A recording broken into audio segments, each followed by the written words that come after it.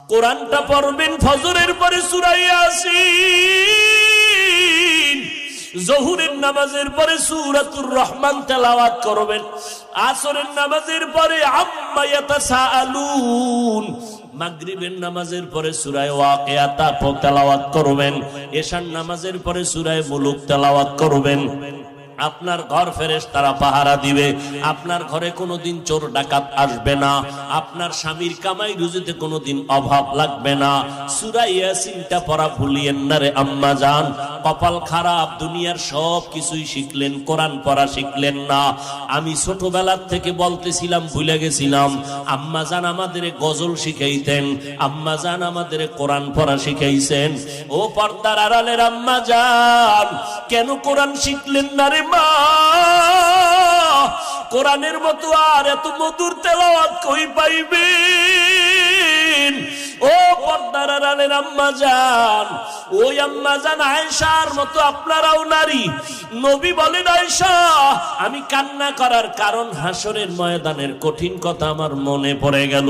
আম্মা জান আয়েশা বলেন, কেমন কঠিন? নবী বলতেছেন, আয়েশা এই জমিনটা হবে কিয়ামতের মাঠ, হাসরের ময়দানে সমস্ত নারী পুরুষ উলঙ্গ আল্লাহর আদালতে দাঁড়াবে।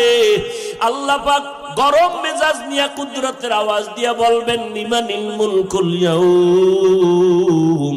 আল্লাহ পাকের কুদরতের রাগান্বিত বড় আওয়াজে হাসরের ময়দানটা কেঁপে উঠবে। অপরদিকে সূর্যের গরম, আল্লাহ বলবে সূর্য যত তাপ আছে জমিনে ছেড়ে দাও। অন্যদিকে জাহান্নামের আওয়াজ, জাহান্নামের আওয়াজে হাসরের মাঠ থরথর করে কেঁপে উঠবে। নবীজি বলেন, ও আয়েশা নবীদের কোনো গুনাহ নাই, সেই নবীরা পর্যন্ত কান্না শুরু করবেন, হাউমাউ করে কাঁদবেন আর বলবেন, উম্মতের কথা সব নবীরা ভুলিয়া কাঁদবেন, আল্লাহ আমাকে বাঁচাও। আদম নবী কান্না শুরু করবেন, আল্লাহ আমারে বাঁচাও। মুসা নবী কান্না করবেন, বলবেন, আল্লাহ আমারে বাঁচাও।